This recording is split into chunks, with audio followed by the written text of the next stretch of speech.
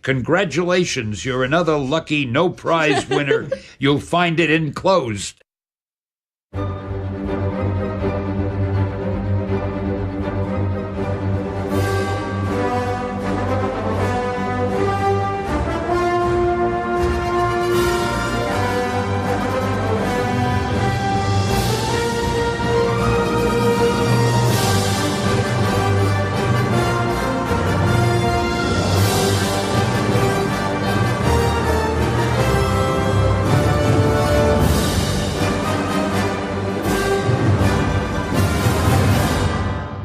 Hello again, and welcome to an immense episode of No Prize Podcast. And I am your host, the Professor, Bud Young. And with me, as always, is the Professor. That's me. Johnny, I'm always with myself. Johnny the Machine Hughes from across the pond. Hi, Johnny. How are you? I'm very well. I'm always here, whatever it takes. And I'm tongue-tied today because our episode today is all about Avengers Endgame. Ba, ba, ba, ba, ba, ba. And we are going to preface this podcast by saying we are going to spoil it. We're going to talk about the movie. We're going to talk about plot points. We're going to talk about what we loved, what we didn't like, what we expect going forward. So if you don't want to be spoiled, probably, maybe around the 10-minute mark, we start revealing plot points. But this is not a safe podcast for you if you have not seen the movie yet. Just play pause. Yeah. Leave the website, whichever one you're using. You should be using Podcoin. Just saying. Go book your tickets. We'll be here in 3.5 hours once you've been to the Plex and seen the show. Then you can come back and listen to what we thought. There you go. That's what you should do. There you go. All right. So yeah, it's been out for about 48 hours now. Can I tell you the best impression that I had before I saw the movie was I was on Facebook and I was trying to spoilers like you would not believe, right? Because they had just started trickling out, and it was Thursday, so it was showings that night because I went to a Thursday night showing, and I started seeing pictures on Facebook from the Avengers premiere because I follow and I'm friends with a lot of Avengers creators, right? And I started seeing Jim Starlin started posting pictures from the red carpet and from the theater, and then he started posting pictures of Steve Englehart, who we've had on the podcast, and Ron Lim, and I'm just I know all these people, and that was the beginning of the hype train for me because I've been trying to stay away from all the trailers, and I wanted to go in there without any kind of expectations of what I was going to see. Okay. But to start seeing all these people that fringe relationships with, and how much they enjoyed the premiere, and of course nobody was spoiling anything. I thought it was amazing, and it just ramped up my excitement for the movie 100,000,000%. And I went into the movie with with really, really high hopes, especially when the first initial reviews started coming back, and it was kind of overwhelmingly positive, right? Right. Well, you say that, but I was on a super crackdown. I have not read a review about the movie because I want to keep my thoughts to my thoughts. I managed to avoid all the spoilers. Check me out. Wow. For me, I was very similar to you. Thursday night show, 6 p.m. UK time. So I had to go all day through work with people saying, "Oh, have you seen such and such a spoiler?" No, I don't want to know. I managed to avoid all them, practically getting myself fired at the time. And then once I'd seen it, the gauntlet was on the other hand, my friend. Oh, yes. I was like, do you want to know what happens? Do you want me to tell you? So are you like me, and do you have that one friend that is call me as soon as you get out of the movie and spoil everything? No, because I wouldn't do that to anyone. I think the hype for the movie and some worries. I've got to be honest. I had a couple of worries going in about the movie, but I think the hype for it, and it's not just one movie though, is it? It's because it's the Marvel universe, and it's been going for 10, 12 years, and people have invested so much time in this. It's not like just a movie sort of thing. And I think to myself, well, especially after seeing the movie, very much the same way that Undiscovered Country has, there is a certain feeling that you get from this movie, and I think that if you respect your friends, you don't spoil it for that reason, because it's the emotional impact that the movie has. Not the action set pieces are fine, and the talky bits are fine, and whatever, but it's the emotional wallop that the film provides that I think that you don't want spoiled. Have you ever anticipated a movie more than you anticipated Endgame? I mean, post watching it, really? Yeah. I was mega hyped about The Dark Knight Rises, and after I went to because it released at the same time in the States and UK. So when it released over, I think it was something like midnight EST or whatever. That's 5 a.m. my time. So my wife and I went to the cinema, Wow. and at 5:30 in the morning, we're drinking cappuccinos to stay awake. 5 o'clock in the morning, people are eating big buckets of popcorn. Oh my god! And then Bane started talking, and you felt like you got ripped off.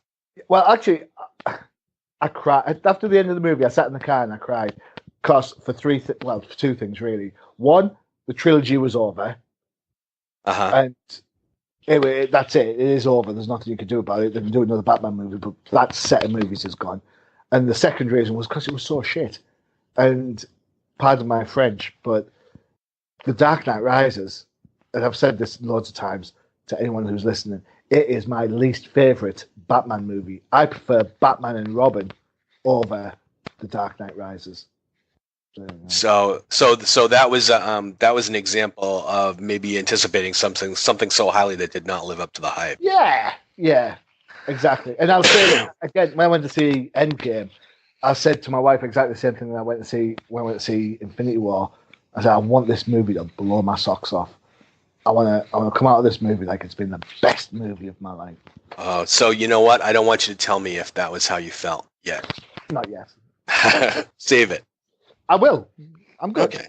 Good. All right. Just one more aside. For the guys that sat in somebody else's seats, 3 teenage girls were there.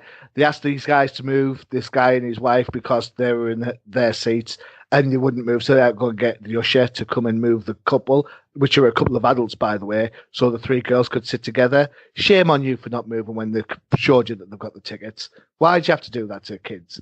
You know, they've paid the price, same as you have, to go and see the movie. So you're the mature ones. You're supposed to be able to get up and move, for Christ's sakes, dickheads.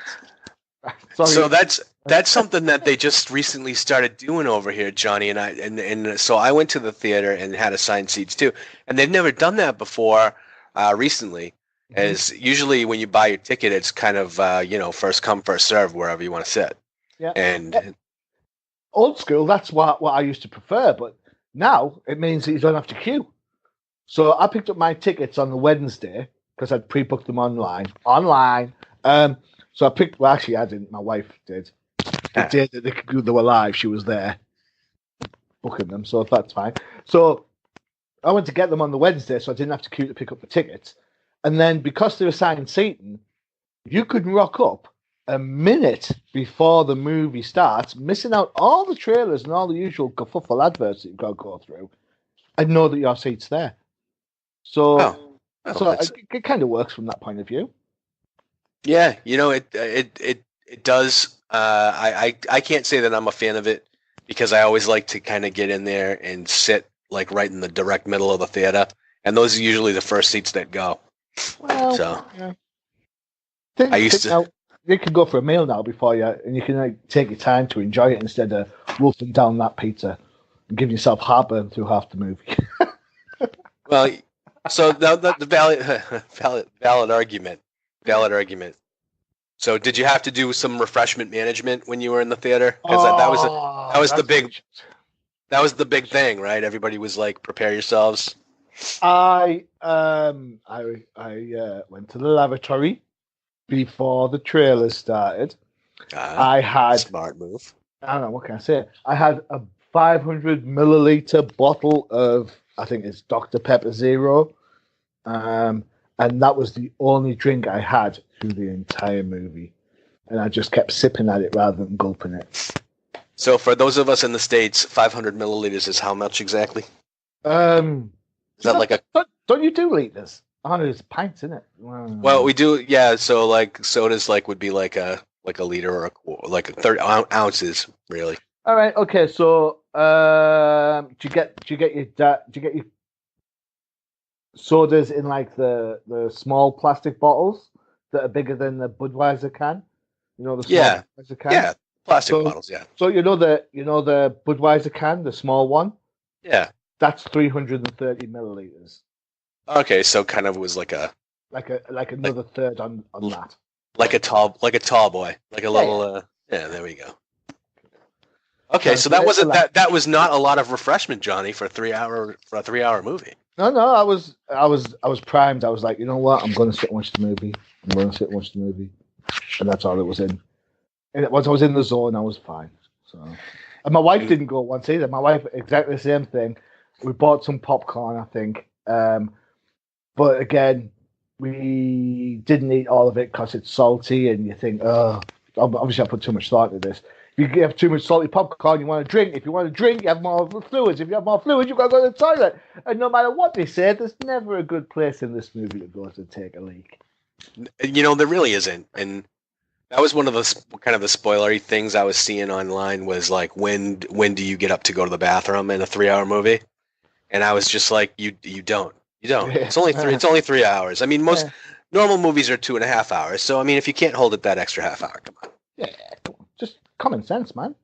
And especially if you've made it through the 2-hour mark of Avengers Endgame, you're not getting up to go to the bathroom in the last hour. I'm sorry, you're just not. No way. So, who went? It was just you and Mrs. Hughes. Yeah, me and Mrs. H went date night. We went straight from work, so I was shirt and tie, no comic apparel on me, unfortunately. Yeah, so because we finished work about 5 o'clock, tickets were at 6. I managed to get and grab a McDonald's before I went in. My wife was eating the sandwiches in the car park, so because she got there a little bit later than me. So there you go. It's really funny because everybody in McDonald's at between 5:15 and 20 to 6 all were in the movie. It was like really? It was like seeing all friends come in. I was like, oh look, there's that guy with his kid, and no, there's such and such. And everybody, yeah. So my girlfriend got out of work, and I got out of work at the same time, and so I ended up going to my ex's house to pick up the kids, and then rocketed back home to pick up my girlfriend. We went to the movies, so there's 4 of us, and my kids have grown up on the cinematic universe. My daughter's 12, so she was only 1 when Iron Man came out. And Logan, my son, is 17, so he was, 6, 5 or 6, mm-hmm. And he's grown up with all these superheroes through me. And I've said many times on the podcast that my kids don't read comics, but they know all the superheroes through the movies. Yeah. And so this was very much an experience, an event. That there's just no way when we go into the movies that this movie was going to live up to the hype that I had put up on it, especially with the kids and everything. And we haven't missed a Marvel movie in forever, right? So every time the movie comes out, they can't see it until I take them. That's the rule. So as you get older, that's going to be harder to enforce. Logan, you'll be driving soon. You'll be like, screw you, Dad. Screw you. I'm going to the cinema. Yeah, no, it's true, and we be able to see all these movies for the first time all together, and so that made this one kind of extra special, right? So maybe after this one, all bets are off. So maybe they can go see the movies on their own now, but so maybe this was an end of more than one thing. So, all right, so. Initial thoughts. So let's talk about now. What is about 10 minutes in, right? So are we going spoilers? Let's start talking about overall all right elements of the movie. We don't have to spoil anything yet, okay. But right. So go ahead. What were your initial thoughts of the opening scene? Because I like the when it opened. I like that they didn't really have to show you what had happened before, right? And that was one of my biggest problems was Jeremy Renner not showing up in Infinity War. Yeah. And to have the movie open with him playing with his kids, and then the obvious tragedy of what happened at the end of Infinity War, and seeing his everybody disappear and he's alone. To me, that was probably a more affecting moment to me than the whole end of Infinity War when everybody was just crumbling to dust. As a parent, to watch, to have him turn around and now his wife's gone and then all of his kids are gone. Yeah, I thought it was a nice way to remind everybody what had gone on. I don't think we've had that much time with Hawkeye's family to actually get to really care about them. Well, right. So as they as you've alluded to, as they meet the Infinity War end, I'm kind of thinking it's kind of just the thing that has to happen to get Hawkeye from where he is under house arrest to where he needs to be down the line. I looked at it, unfortunately, that cynically. And I also, I'll explain a little bit more about that later on. Sure. As well. I'm not going to go into it right now. But I thought it was a nice way to try to bring everybody back to focus as to what had happened. Right. Unless you went and watched the double bill where you watched Infinity War before, and then you went to see Endgame straight after, which some of the cinemas around here were doing. So that's fine. Oh, really? Yeah, we had some theaters around here that were doing 2 days worth of Marvel movies. They were showing every single one, and then ending it with the premiere of Endgame, and you were able to see it 6 hours before everybody else. So I don't know at the end of the day if that might have been worth it, if you could have taken a couple of days off of work. I don't know. There's some stinkers in there. Bathroom break. Yeah. Yeah, you're like, whoa, man, I can't believe I've got to go and sit through Guardians 2 again. Ooh. Yeah. Take a nap. It has 2 days in the theater. There have to be a couple of stinkers, right? You don't want to. Wake me up when Iron Man 3 is over.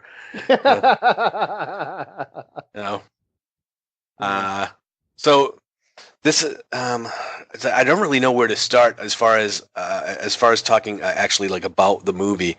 Right. So let's do it. Let's go. Yeah, let's just jump in. This is the moment. If you don't want to know anything about the film, and you want to go and check it out before you listen to the rest of the pod, this is the bit where you pause. This is the bit where you go and book your tickets, and we'll see you in a couple of hours, or 3 hours or so, when you get your ass back. All right? All right. That's it. That's your warning. See you in a few minutes. Yeah. All right. So next. All right. So what did you think about the time travel element that they used in the movie? Well, hold on. There's bits before that bit. We're gonna go through the whole thing. Well, all right. So hey, they time travel, but we'll get there. Yeah, we'll get there. Yeah. So the 5 year. before the Right. 5-year leap. Right. Are we talking? Right. So. So Captain Marvel. Captain Marvel. Yeah, Captain Marvel turns up as you'd expect, and I didn't have a problem with that. In fact, I didn't have a problem with that whole segment of the movie at all. I understand how it played out. I understand who did what and all that sort of stuff. I understand Tony's reaction to Steve. Totally get that. My first problem with the movie happens with the time jump. There you go. So how's that for a starting point? So I could tell you my initial reaction where the remaining Avengers once Captain Marvel and Nebula and Tony show up. And Rocket. No, Rocket was there already. Oh, of right? course He was left over. Yeah, he was left over. That to me, when they decide to go, let's go get Thanos, right? So that was the epitome of where Tony was like, "That's what we do, avenge," right? And then that's exactly what they do. And I, for one, I was kind of shocked. Like 10 minutes in, and I'm like, oh, wait, what did they? Okay, so Thanos is dead. But to me, that was I guess when I went in there, I kind of thought that they were going to have that quick fix, right? That quick fix of bringing everybody back, and that like not a lot of time would have passed between how much actually did pass, right? Like where people actually moved on. I didn't know if they were going to show that moving on, or if they were just going to continue the action until they brought everybody back. I think they had to show that moving on bit. Well, upon reflection, it was absolutely the correct move. But go ahead. After 5 years, I might be a cynic. I'm really sorry about this, right? But it pans to like Met Stadium and places like that, and it's empty, and places are derelict and stuff. It's like half the population disappeared. Now, it's as it's alluded to in Hawkeye. Hawkeye lost 1, 2, 3, 4 family members. All right, so it's not like half of a unit goes disappeared; it's half of the population. So you've got to turn around and think that even with half the population gone, there'd still be enough people to play baseball. Wouldn't or you? people are enough to maintain the roads or pick up the trash or fix. Because there'd be less trash. That was the point of Thanos in the first place, at least in the movie version, is that he's saying that the resources of the universe are infinite.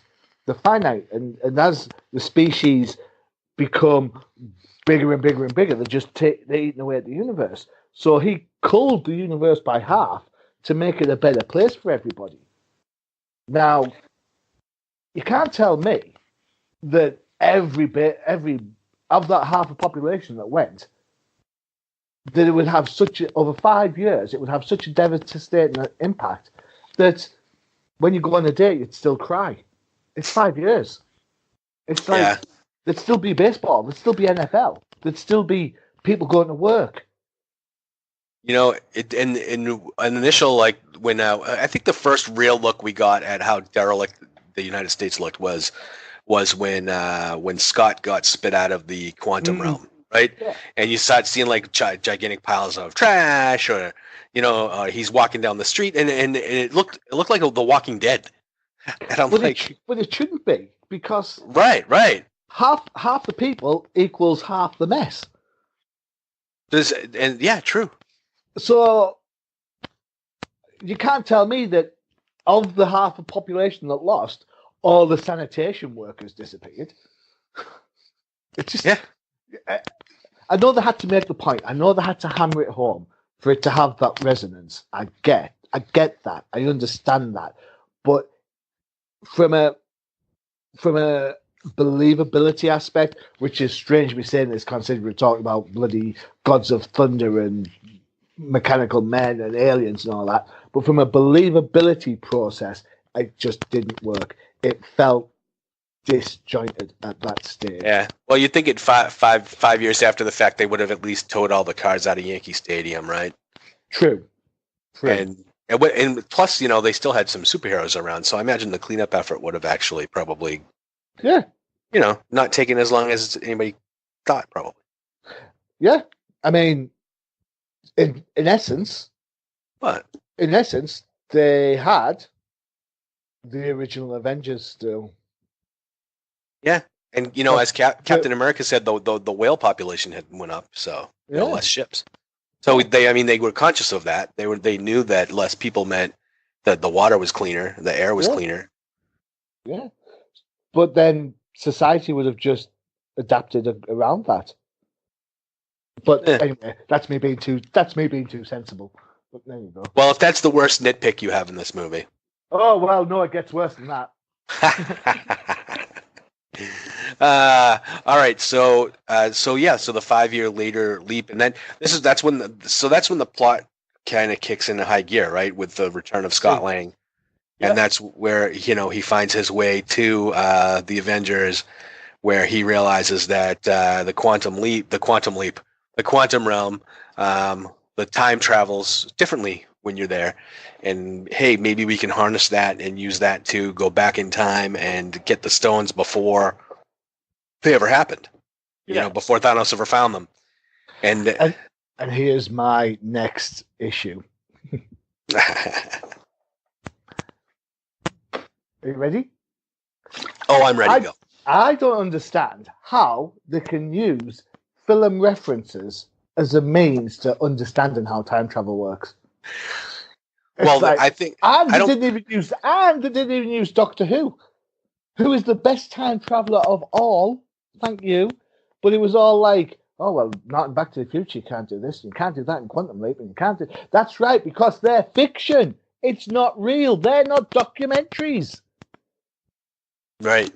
That was, oh, Back to the Future sucks. Back to the Future told us lies. Back to the Future is a fictitious film for. Yeah, but wouldn't it be? It was a little meta, though. I mean, because that was, where a film saying a film can't do that. I know, but come on. It's like I think it was. It was Roddy, wasn't it? That was spouting about the films. I'm like, you cannot tell me that you're basing time travel on everything you know that you've seen in a movie. Well, they were basing on why it wouldn't work. They showed you how, but so I think what they meant by that scene was that no one really knew how it worked because it was all theory. I think they're trying to get, in fairness, upon reflection, it's another scene that had to be in there, because how we have been programmed to think is that if you take one element out of the past, then that impacts that person's future. Well, that's only if time splits. If time is like a piece of string and it's no matter what you do, those events are going to happen, then there's two different types of time travel story in there, isn't there? There's two different theories, I should say, in that if you take out the time stone, or if you take out Thanos or whatever it is, then it's not necessarily going to bring everybody back, because it's happened now, not and all that sort of stuff. And you kind of think, well, it's kind of right, because we do think of time travel as just go back, fix that one bit, come back, everything's hunky dory. If time's constant, then it doesn't always work like that. But it had to be in there, but it just made me laugh. So you're right. You're right about that scene having to be in there. If anything, it's to tell us this is how it's going to work in this movie. Yeah, that's exactly it. It educates us as to how time travel is going to work in this movie. It's going to educate us that when something happens later in the movie, then it still allows for the first film to have happened. Because if what happens at the end of this one, on the other time travel wheel, if it happens, right, then Infinity War doesn't happen and everything else becomes a paradox. So you've got to think that we've got to educate people. So and I'm sure we're going to talk about this more towards the end, because I kind of want to. I don't know if I want to do this linearly or just go for it. Jump through time. Just go for it. So with the time travel aspect. So if we're gonna go there. Well, what did you think about Smart Hulk before we go any further? I didn't like Smart Hulk at all in any shape, way, or form. I thought it was daft. I didn't understand what having Smart Hulk brought to the equation, other than the fact that down the line it has an impact because he decides about something. Even I don't necessarily agree with it, but I understand why. My wife, on the other hand, thought Smart Hulk was the best. She thought he was really cool. In fact, Smart Hulk is my wife's favorite character in this movie. There you go. Oh, well, I'm sure she's not alone, because I enjoyed seeing Smart Hulk basically for the fact that they did Smart Hulk in the comic book, and it's another element of the Hulk that no one's seen before. No one's seen Hulk be smart, right? Yeah. So I thought it was cool, and I thought it was with so much going on, you don't want Tony being the only big brain, right? Or Tony and Scott. So you needed to have someone that knew what they were doing, kind of handling and pulling the switches, right? Yeah. So, but the time travel element, and they do spend quite a bit of time actually trying to figure out how to do it, right? Because that's how they bring Tony back in, because Tony's the one that figures it out, and then that leads into the whole second third of the movie, right? Where they're going back and they're visiting all of the 20 movies that have come before us. Yeah. And then so the scene with Smart Hulk, and that's why I brought him up, when he went back to get the time gem from Doctor Strange and realized it was the ancient one there, and they had that conversation about how time works in Marvel, and that you have to take the stones and return them back to where you got them, and then you create, the stream is unbroken, right? Instead of splitting off into whatever. So that's actually served to be a precursor, really, to the end of the movie. Which actually, what is it? What do you want to call it? Like the second epilogue, maybe, or the epilogue to the movie, where Captain America is assigned to return the gems back to where they got them, along with the multitude of other like Mjolnir. We're gonna go back to Asgard and put Mjolnir back where Thor got it.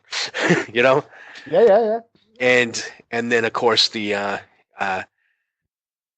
final scene where Cap does not come back, and then when you see him, 2 seconds later sitting on the park bench, and he has that, rather touching moment with Sam, where he hands over the shield and says, you're Captain America now, and we realize that the movie ends exactly the way Johnny had predicted that it would. Yay, baby! Yes. You heard it here first. I saw that moment, and I just looked at my girlfriend, and I was like, "Oh, Johnny is not going to be able. I'm not going to be able to live with him."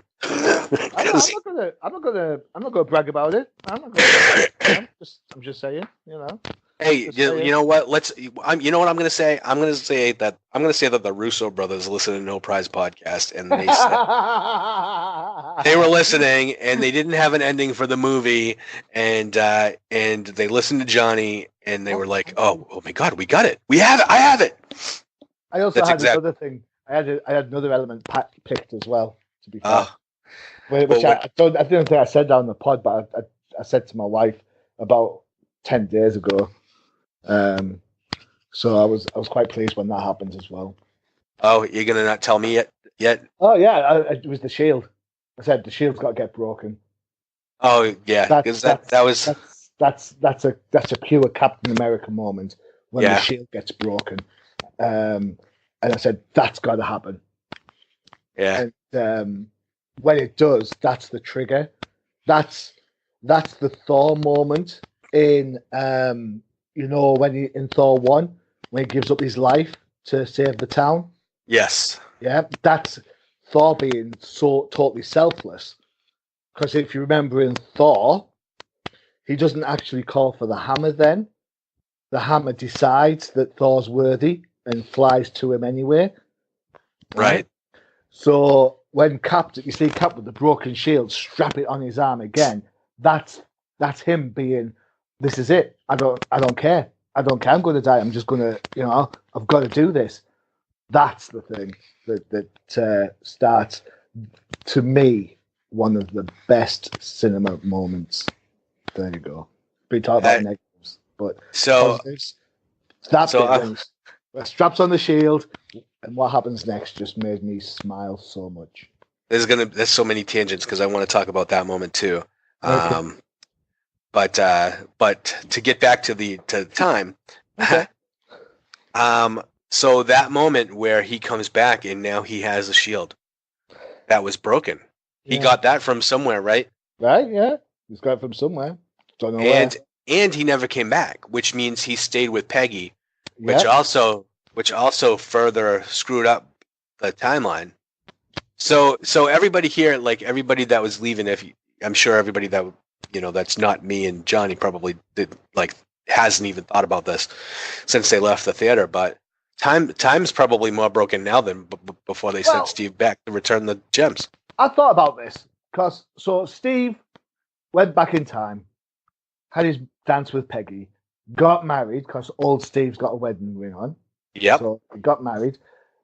There's nothing to say that when you see Peggy in Winter Soldier and she's got dementia, there's nothing to say. She can't discern which Steve it is, whether it's that the Steve she sees, which is the one that's been frozen in ice, isn't her Steve. She's got dementia. She's got Alzheimer's. She can't piece the two together. So she's talking two different conversations, and now we know that there are two different Steves. So that adds to her confusion. And then she dies, and young Steve is the pallbearer. Yeah, that's an old Steve is just off doing his own thing because he's got the memory of having done that because he's gone from the future, so he knows he can't take part in that. Okay, so what was he? Was he hiding in the closet? Yeah. Oh, okay. Yeah. Because no matter which Steve it is, whether it's old Steve or young Steve, the emotions that he feels for Peggy are the constant there, right? Do you think they had a family? Well, I don't know, but here's the thing: when Steve goes back, you've got to think he's already said goodbye to Peggy at that stage. So old Steve in the past doesn't need to go to the funeral. He's already done it as his younger self, who actually did do it in the movies. See, this is why time travel gives you a headache. Right, of course. Yeah. And then as long as the two don't, it doesn't matter if you bump into each other, but the two don't bump into each other, older Steve then gives up, just continues being whatever, living his life, getting old and yada yada, and young Steve is off being the Avengers that we know so well from thingy. And old Steve can die thinking, well, I know everything's going to happen because I was there, so everything's good. So where does he get the shield? I don't know. You'll find out in the TV show that I can't watch. Hashtag Disney Plus. Oh Jesus! So that kind of feels like that's going to open up a can of worms for the future, right? Yeah. And I really think that the next big bad might be Kang. Ooh, that'd be interesting. Yeah. But, yeah, we'll see. Because at one point, wasn't there was a Guardians of the Galaxy comic with was it Vance? And Vance Astro, yeah. He had the shield. That was his. So in the comic books, the shield survived, and I know the shield got broken more times than enough. Dr. Octopus broke it once, cracked it at least with his arms, and then it's been obviously destroyed many times because he had that energy shield for a little bit. Well, and then there was USA Agent with a shield as well as Captain America at the time. So creating a shield isn't as unique as you think it is, considering it's a vibranium, adamantium, and a third unknown alloy. Well, that was the history of Cap's shield can, I probably won't get into it too much, but yeah. So the shield Cap's using in the comics now is not the original shield. No. The original shield was broken years ago. Yeah, because there was because the first shield was not adamantium. It was a stronger stronger than the adamantium. It was a vibranium, adamantium, and an unknown third alloy. That's the current shield. The current shield is the adamantium vibranium mix. US Agent shield was pure vibranium. Okay. And the kind of electric shield that he had was Tony Stark made that. I don't know. But the original shield was broken, I believe, in Avengers Disassembled from back with Bendis broke it. Back. I think Scarlet Witch broke it or something like that. Oh. Yeah. But it doesn't matter, right? Because they retconned it and he's got a shield now, so it's cool. All good. The whole time travel element is kind of like a can of worms because we kind of have to expect that the normal fan, because you need to explain time travel to how it's going to work. Yeah. But it still doesn't really work the way they explain it. No, I didn't mind some of the time travel bits. It did get a little bit Back to the Future too in places, especially the travel back to the first Avengers movie. I thought that was just a little bit too. I suppose there had to be comedy element in there. The best part of that was the Hail Hydra. That was yeah. That was and the nod back to the very best fight scene in Winter Soldier in the lift or the elevator, as you guys say. Yes. So yeah, I could have done without it, especially as when they went into space to get the rings, to get the gems. They had to go to two different places and then use the ship, and it's like, and then of course Nebula got a little bit freaky going on, and you're like, because you have to expect something down the line. But of course, this is where the Hawkeye bit comes in place, because without that Hawkeye bit at the start, you could accuse Marvel of fridging. We talked about fridging last time. The Black Widow. Right. She's just there to die. She's there to sacrifice herself. Yeah. To further the plot. Yeah, that's fridging. That's fridging exactly. But it's only fridging if you don't do the Hawkeye bit. The Hawkeye bit, now her motives become more noble, because as an audience, you want to see Hawkeye reunited with his family, and that doesn't work if you don't see them get dusted. Right. So, as much as I'm absolutely annoyed that they got rid of the widow, I understand from a storytelling purpose why that had to happen. Right. So it stood like they had to have Hawkeye and Black Widow go back together, right? Yeah, of course. Because it wouldn't have worked with any other character. You can't really have Hawkeye pair up with anybody else. Yeah. So that made a lot of sense to me. When we start talking about story and everything, and that's where I feel like they hit so many of the notes that they were supposed to hit. Mm-hmm.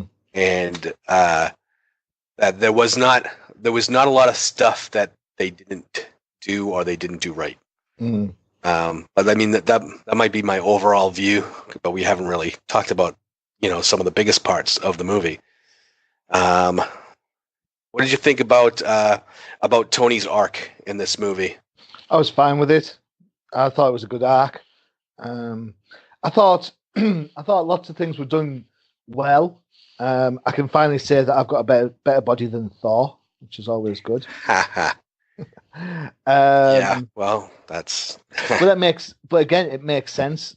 The element of that does make sense because he's had loss upon loss upon loss upon loss upon. It's it kind of takes its toll. So I totally understand. Totally understand that part. Tony's arc, I thought was solid. I'm not a big fan of Ant-Man. I just think the tone's a little bit off with it, but I guess that you've got to have different voices, I suppose, like the humor elements and stuff. But well, here's where I feel like maybe I don't agree with you on that, because I feel and yes, maybe I didn't really like Scott Lang, and I didn't really like the Ant-Man and Ant-Man and Wasp. I kind of thought those were two of the weaker installments in 21 movies. But I think in this movie, I think Scott really came into his own and really kind of became a hero, which I don't think before he was really all that heroic, right? And this whole movie, the whole plot was, it was kind of like a heist movie, right? Like steal the gems, right? And that's his whole motivation, ex-thief. But to have him kind of like, and he acted heroically in this movie throughout. Especially in the third portion of the movie where, he saved Rocket and Hulk and War Machine and then of course the big the Giant Man, even though they did it already before in Civil War, but it was still a moment. It was still one of those really cool things. Yeah, punching the Chitauri ship, brilliant. Yeah. So to me, I think that this, like, Scott actually became a hero in this movie. Like his journey was up until this point, he was kind of pretending. I get that, and I kind of agree with you. I'm not a big fan of the character, so yeah. I think so. As far as Tony's arc, and of course, let's not mince words. Tony has been the most important character in Marvel Studios since they launched Iron Man 11 years ago, right? Okay. And you think? Who else would, do you think? Do you think Cap? Who else? What? Who's more important than Iron Man? Who's more important than Iron Man? Captain America. Yeah. Yeah. Yeah. I think his movies are consistently better. I think Iron Man 1 is a really fun movie. It's really good. But you yourself, Iron Man 3 is not that great. Iron Man 2, horrible. Iron Man 2 only has a couple of moments in it. To be fair, Tony's best moments were in Iron Man 1 and Civil War. Civil War being a Captain America movie. Who's the constant? Well, maybe constant for quality, but as far as maybe importance to the overall mythos of Marvel's cinematic universe, I think Iron Man is probably more. Well, he's been Disney's moneymaker, right? Robert Downey Jr. And I think initially his signing, his casting as Tony, kind of lit the fire of this movie. It was his portrayal of Tony Stark made you think that, wow, this franchise could be something, Oh no, I get where you're coming from.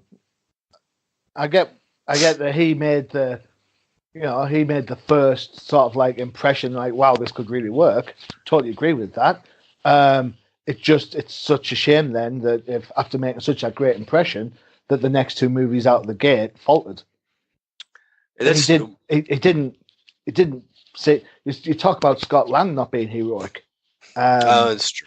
So Tony Stark, when Iron Man, it's about saving his own skin. Iron Man 2, it's about he's dying because the arc reactor's poisoning him, so he has to save his own skin again. And Iron Man 3, it's somebody having a go at him because he was a dick when he was younger. None of those sound like, oh my god, he's a hero. So if you say he's the centerpiece, I get he's probably the most iconic and easily watchable one because you don't have to worry about what happened in the war, and you don't have to worry about Winter Soldier being a spy movie, not a superhero movie, and you don't have to worry about Civil War because Civil War looks like an Avengers movie, not a Captain America movie. But Captain America is a hero in every single one of those. Yeah. I agree with you there. Captain America is the hero. He's the everybody wants to be Captain America. Even, and this is the thing, when they're together, Tony Stark but either butts heads with Cap, but eventually agrees with him. He looks to Cap. Even in Avengers, the first movie, when they come to fight the chariot at the end scene, he's like, Cap, call it. So he's trusting Cap to do this, this, this, and this. And that's why he's so angry at the beginning of this, is because Stark trusted Cap to do the right thing. And to Stark, Cap didn't. Even though Stark could have called him. And he was going to call him in Infinity War. Right. So, you see that Stark needs Captain America. You don't necessarily feel that Rogers needs Iron Man. There you go. Well, I agree with you there. You want to won me over as to who is the most important character. Well, I think, yeah. So yeah. I think there's some totally truth in both. I'm going to be. I think there's an argument to be made for both. All right. There you go. And I think your argument is just as valid as mine. And that's what makes us great friends and great comic book fans, is that we can understand that I have my view, you have your view, and sometimes we recognize the strength of each other's position. So there you go. So the arcs. So there are definite arcs in this entire franchise. So you have Tony Stark. You have his beginning, middle, and end by the end of this movie. Same thing with Captain America. You have the beginning, middle, and end for that character too. Thor, to be continued, right? So we know that. I couldn't care less about Thor. I really couldn't. I was like, I like the first Thor movie because it's like a breath of fresh air. But you know how I feel about fake funny. And they use Thor as the scapegoat of every single joke.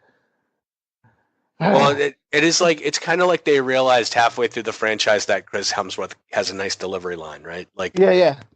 Totally. And so they were like, yeah, and then they were like, okay, let's go with that, And then Ragnarok was successmetal. Not my favorite movie in the franchise, but it had its merit and it had its moments, But like you said, fake funny. It kind of chalks up Thor's character by the end of this arc, right? Where you find out you pretty much, like, at the beginning, it's all about redemption and him becoming worthy and everything, and by the end, he's a caricature of himself. Yeah. Absolutely right. And you know what? When he goes off into space at the end of this with the Guardians, I'm like, oh, he totally fits in with the Guardians, which is in the cinematic universe, he fits in, but in the comic, it's just like, why would Thor ever be with them? Yeah, exactly right. Exactly right. And fair enough, he did the whole as Guardians of the Galaxy. I was like, oh, okay, whatevs. But no. So yeah. But no, that's cool. I think arc-wise, you already know about Black Widows. You could argue that her sacrifice is about getting the blood off her ledger, which was alluded to way back when. Hawkeye, again, funnily enough, a hit and miss character for me. Well, Hawkeye is one of the only characters I think that gets that happy ending, right? Yeah. Well, no. Steve Rogers gets his, doesn't he?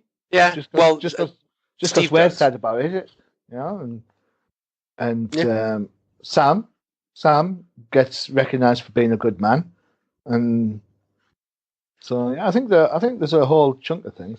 From my wife's point of view, she so we talked about this the other day, like this morning. I said, "Can you believe so many people were crying in the movie?" She goes, "Oh well, there's some emotional bits." And I was like, "Oh well, which are the emotional bits for you?" And she goes, "Oh well, obviously, I am Iron Man, and the click of the fingers. And then she totally surprised me. She said, it's when you hear Sam's voice over the radio, and then you see the first Doctor Strange circle appear, and they start pouring out of the onto the battlefield. That bit, she said, I welled up then. I was like, oh, okay. It was a good bit, a totally good bit. When Iron Man, when Tony hugged Peter Parker, and that, I think, if you're looking for the soul of the movie, I think that's it. You talk about arcs, and through this movie, getting Peter back is Tony's drive. So because Peter's the future, not just of the Avengers. He's the future of Marvel Cinematic Universe, right? Well, yeah, Tony Stark doesn't know that. All he knows is the kid died. Yeah, but I mean for the fan base. Yeah. So I think that bit works really well. So of course, can I say it now? Can I talk about the hammer? Can I talk about the hammer now? Well, let me go back, because you mentioned a minute ago. No, you mentioned a minute ago about people crying in the theater, and I do have to talk about that, because that was a really emotional third act of the movie, and I'm not ashamed to say that I was one of those people that was. I really couldn't get really control of myself because those moments kept coming fast and furious after the initial, Cap versus Thanos, and then once that happened, and it dawned on me, because I thought about this a lot, because I don't usually cry at movies, but I've been an Avengers fan since 1984. When I picked up my first Avengers comic off the spinner rack at my local Curtis Compact Food stores, and paid 60 cents for Avengers number 246, which, had a special guest appearance by Ronald Reagan. Wowza. Yes. And I realized that that was the first day that I considered myself really a comic book collector, because I realized that it was issue number 246, and there were 245 other stories for me to go read. And I thought about that a lot, as a comic collector, a comic fan, and an Avengers fan. And when these movies came out, over 11 years ago, when I was a kid, I was fantasy casting an Avengers movie. I was, Tom Cruise was my Tony Stark, which really quickly changed to Robert Downey Jr. I had him cast as Iron Man years and years before the movie ever came out. And, Brad Pitt was my Thor, and it's, to me, seeing these movies come to life on film and being able to experience them with my children, to me, I didn't realize how emotional that I would get. And I didn't, I didn't really think that the previous three Avengers movies, not that it measured up, but it didn't make me feel like this movie did. And that moment, and I'll let you say it with the hammer. Mjolnir decided to recognize a certain someone for their being worthy, which was hinted at in Age of Ultron. Yes. I will gladly say that I was totally surprised. So you saw Thor getting Stormbreakered almost, and then the hammer twitches. You think, the hammer's going to fly to Thor, and Thor's going to give Thanos an uppercut to the head, and that's it. It's going to continue on, and then all of a sudden, the hammer just flies to Captain America, and you think, at that stage, you've got Cap, battered, bloody, bruised, broken shield, and he's holding Thor's enchanted hammer. And you think, you know what? There's nothing wrong with that. Nothing wrong with that at all. So that, in that moment, when I've got a stupid smile on my face talking about it. And it was the shot, right? It was the Yeah. shot of Steve looking at the camera with the hammer behind him, crackling electricity, and I lost it at that point. That was the thank you from Marvel to me for Yeah. being a fan all these years. And we all know that anybody that reads the comics knows that Cap's worthy and that Cap's wielded Thor's hammer before. Yeah. But nobody in the theater knew that. And Yeah. that was that when the crowd erupted in so much applause when they saw that movie that I didn't even know if there was anything that was said as a line because you couldn't hear it over the roar of applause in the theater. And yeah, carry on.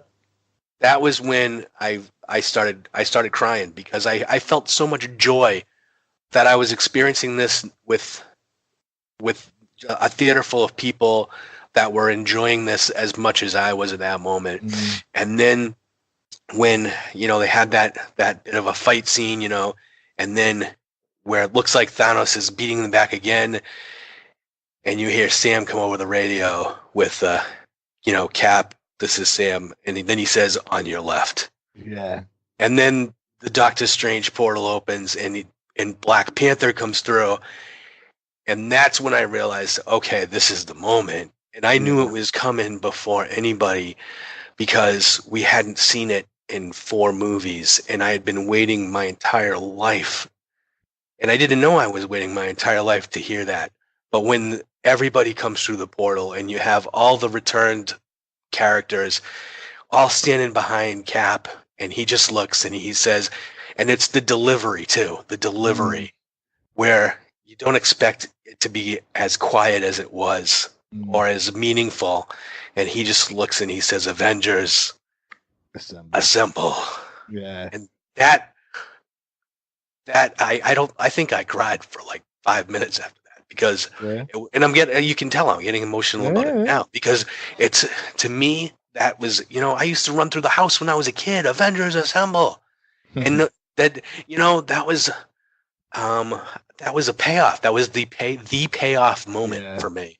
And after that, you get that the reuniting of Tony and Peter, where Tony, and then of course the kind of captured the flag moment with the Infinity Gauntlet. Yeah. And everybody, like all the returning characters, get their 2 seconds in the spotlight to shine with their moves. Yeah. During the fight scene, and then you've got we're going to talk about the when Thanos starts to turn the tide on them. Yeah. Go ahead. You can take over because you're getting a bit. So the shooting of the ground, and then when you think, oh my god, what's going to happen next?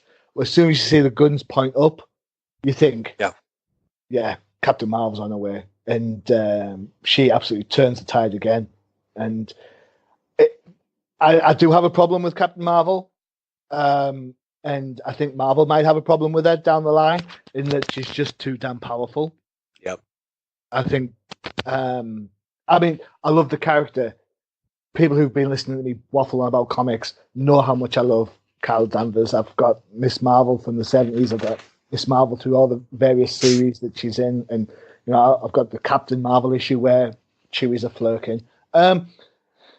So she's like super powerful, and then you get the moment, and I don't know how I feel about the moment where you get all the female characters lined up. Yeah, I guess you've got to do that, but my wife looked at me and said, "What's the point? Why is this?" And I knew exactly what that point was, and I said it to my girlfriend while we were in the theater. Yeah, it's to show that females are equally as strong as the males, and they've got a right to fight for the planet as much as the male superheroes have. I get it. Well, Marvel's got comics have gotten raked over the coals for not having any strong women characters, and if you put that on, let's put that on DC. Let's say if they had that scene in like a Batman versus Superman, the only character on film would be Wonder Woman standing there, right?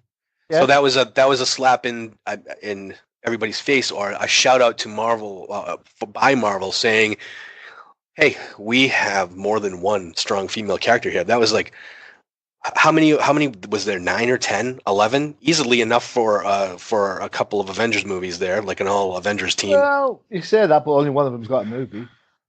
Well, I'm true. saying that for DC, but DC.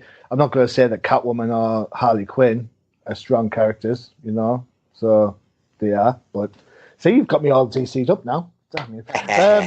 So yeah, It was a nice moment. I liked it. I thought it was a nice nod to everybody who says that superheroes are kind of just a boys' toy thing, and I liked it. I thought it was a good nod. I loved seeing Pepper back in her armor. I thought that was canny. Yep.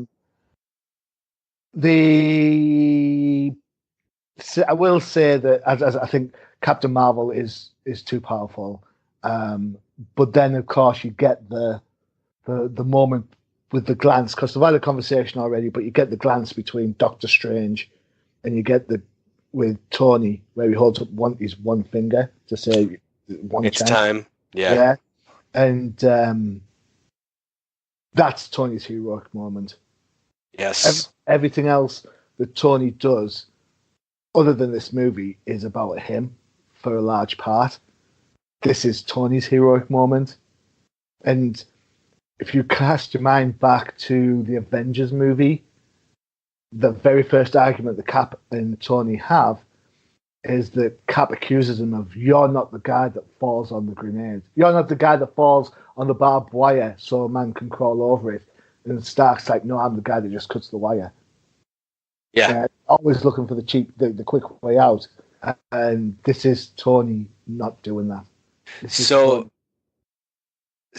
let's analyze that a little bit, because they also introduce so in the 5-year gap, you realize Tony and Tony and Pepper had a baby, Morgan, which is kind of funny because that's Tony's uncle, right? Yeah, it's alluded to in Infinite War. Yeah, right. I had a dream that we had a baby and it was so real. And are you? And he's like, no, I'm not. So here's the question: If Tony hadn't had that journey, that 5-year journey post Infinity War, where he did not have a baby with Pepper and did not have that happiness or that found happiness, do you think he makes that sacrifice at the end of this movie? Yes. You think that, because I think that he made that decision to save his daughter. I don't think that I think primarily if the daughter was not in the picture, that he would probably still be primarily thinking about himself. No, I think that's a huge part of it, because even when they're talking about changing the timeline and bringing people back, it's like, bring people back. That's it. Don't change anything else. So he's really adamant that that's all he wants to do. Right. A large part of his drive. What's the first thing he says to Steve when he gets back to Earth? One of the very first things he says is, I lost the kid. Oh, right. Yeah. So I think at that stage, he's done everything he possibly can to right what he feels is his wrong, because it's his fault that the Peter was on the spaceship in the first place. And he realizes this is the only way to stop Thanos. And click, there it goes. And well, I get what you're saying. I agree that the daughter element does have that, will have elements in that as well. But as you listen to the recording in the epilogue 1, as you call it, he thinks everyone's going to be all right. He thinks it's going to be, he's leaving her a voice message, but he thinks everything's going to be fine. Everything's going to work out, because that's what they did with the Avengers. So, what were your biggest problems with the movie? Back to Future 2, halfway through it, especially the Avengers bit. I think I've covered them all, actually. Yeah, I think that's pretty much where I stand. I liked the thing that kind of knocked me a little bit, I guess, is that the talk about only having enough pin particles to do certain things. And Yeah. yet, when they go back in time and the nick some more, I know Cap picks up like 3 or 4 vials, Yes. but after that, there's a shed load of pin particle use going on. So I'm thinking, where'd that all come from? But hey ho, that's me being me. Maybe there'll be a deleted scene where they just find more. Yeah. Other good parts are that I really liked. Steve watching Peggy through a window. Yes. Both me and Mrs. H, when he ducked into the office and you saw the letters TER, TER on the window. Both me and Mrs. Hughes just went. Yep.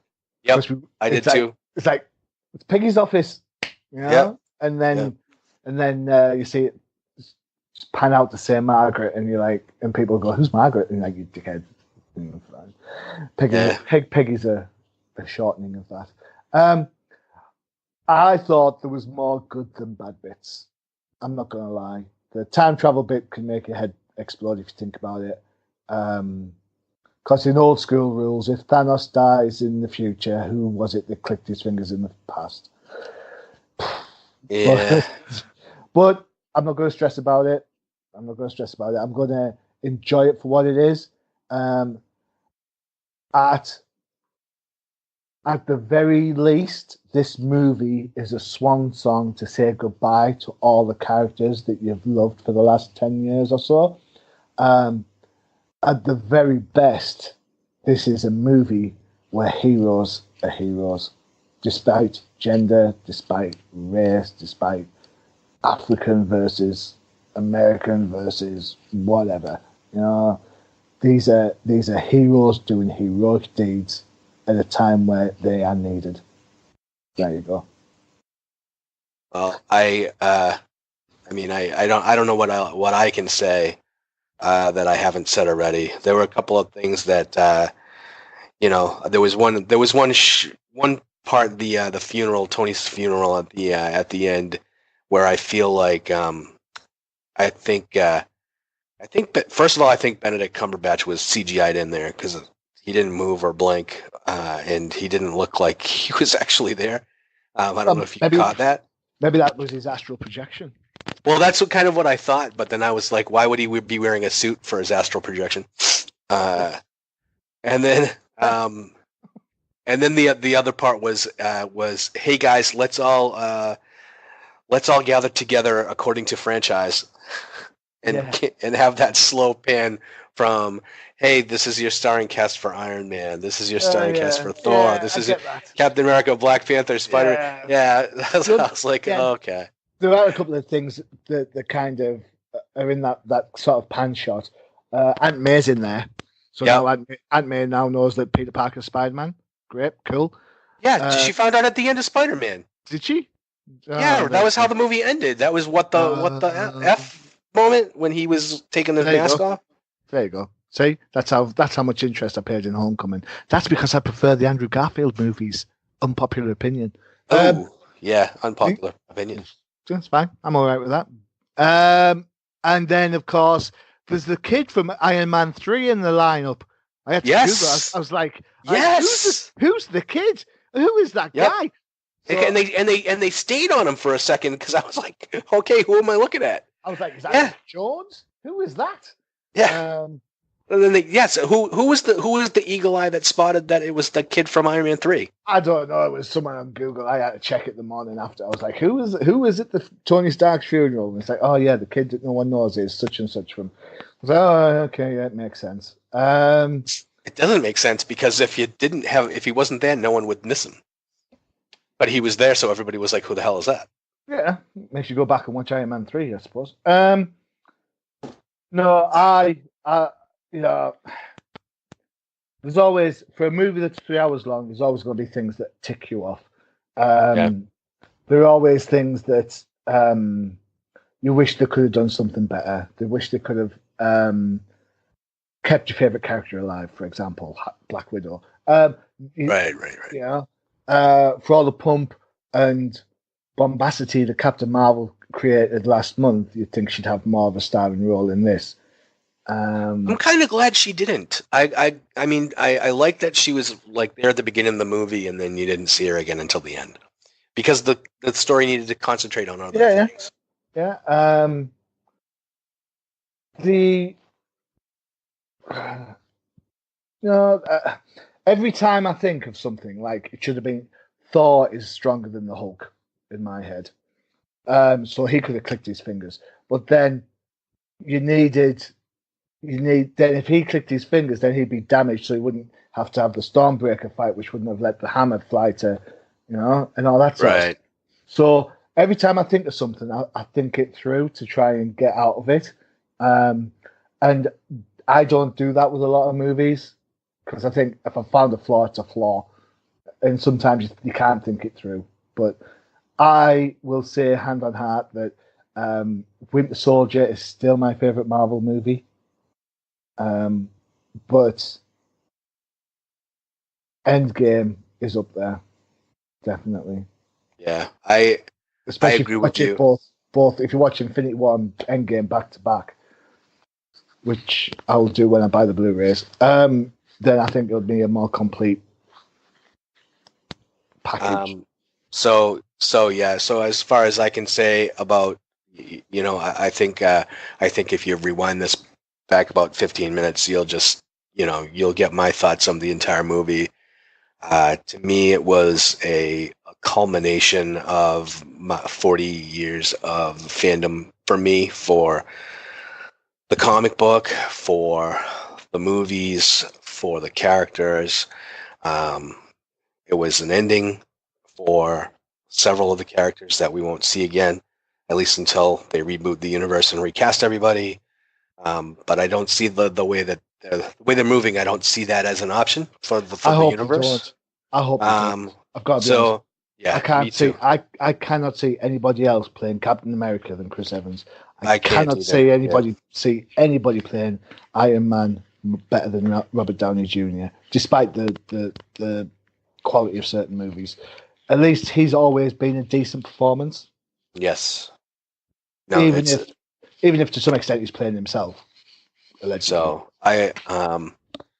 So to me, I mean, all I can say, really, to Marvel Studios, to Disney or whoever, thank you for being respectable to the fans and kind of bringing us something that I think is going to satisfy an overwhelming number of people. I don't, of course, you're going to have your naysayers, people that hated the movie, but I think overwhelmingly you're going to have people that are saying, hey, you know what?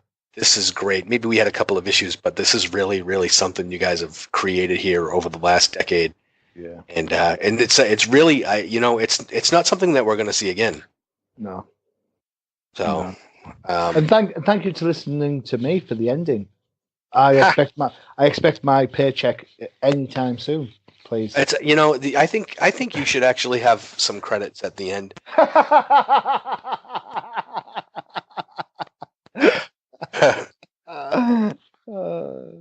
Should be like, written by the Russo brothers with Johnny Hughes. Or it would have to be professional, so it would be with John Hughes. Johnny is my name. Johnny or maybe just the Machine. Yeah. La Máquina. La Máquina. So, hey, you know what? Because I saw that ending coming, with Cap and Peggy dancing in the living room, and I looked at my girlfriend and I said, "Oh my God, Johnny's right," and it was hilarious to me at the time. But kudos to you, man, because that's what you said. You were like, if there's any justice in this world, that's how this movie ends, right? Yeah, that's what I said it. I said it lots of times. Yeah. All right, cool. So, next time, it's back to business. Bring on the comic book. Oh, you know what? I had so much fun talking about this movie as opposed to this week's releases. So don't worry, guys. You didn't miss anything. Harsh. I'm just saying the Avengers Endgame trumps anything that is going on in Marvel Comics this week. So Don't feel bad about missing talking about comics this week. We'll be back in force in 2 weeks. Probably, I don't know if I would have seen Endgame again a second time. I don't know if I can go put myself through it again. I am tempted to, but not yet. I see, because this is the thing, is I don't really want to look at it with a critical eye yet. You know, I wouldn't. No, I think I want to try and pick up stuff that I've missed. But you can't recapture that emotion. Right. But hey. All right. Well, Cool. Thanks for listening. This is has been the official Avengers Endgame kind of review podcast. From Cool. No Price Podcast. Don't forget to check out UCPN because I'm sure there will be other people with things to say about the movie. I bet there are. Yeah, but we got there first, and Yes. we're right, they're wrong. Just saying. We got there first. We got there best. All right. All right. We'll see you in a couple of weeks. Adios.